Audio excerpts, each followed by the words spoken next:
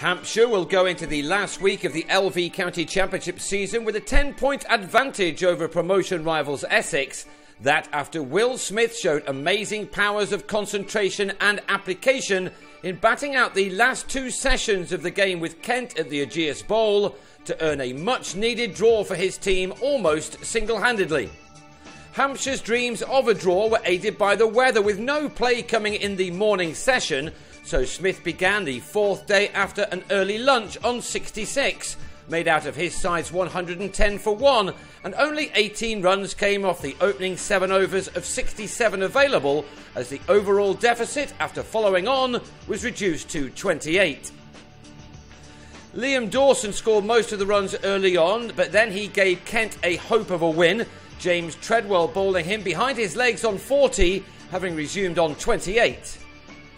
Smith had decided that he was going to enter full blocking mode, leaving the majority of the scoring to new man James Vince, who for the most part stuck with his natural game, the best thing to do on a last day pitch, with someone with the skills of Treadwell getting through plenty of overs.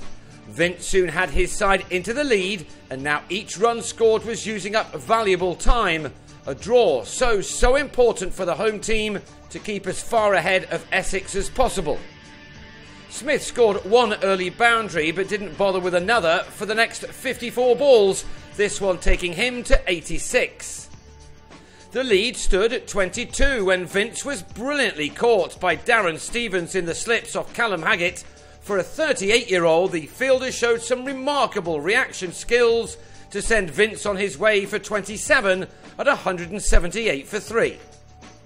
Haggett then came off to let Adam Riley bowl at newman debutant Tom Alsop, who was LBW to a ball that turned sharply.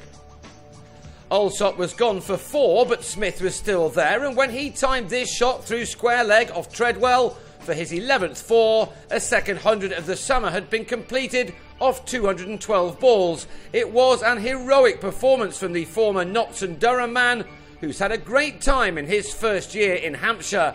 This was a magnificent effort and one which was keeping his side's head above water.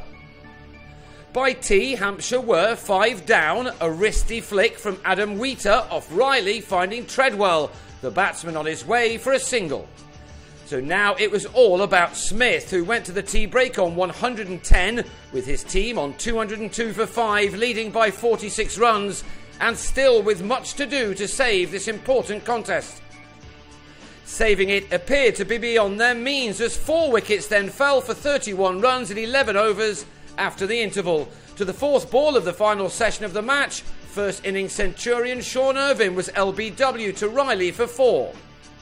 6 balls later and Chris Wood was out for a duck, Treadwell winning the leg before decision this time.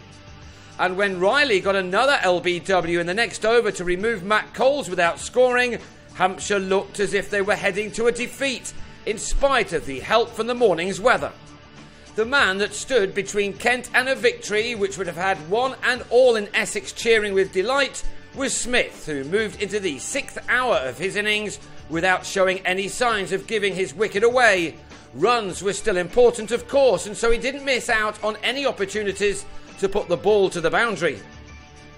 Imran Tahir increased the lead by 6 with this shot, the South African international sticking with Smith for half an hour, in which 25 runs were added.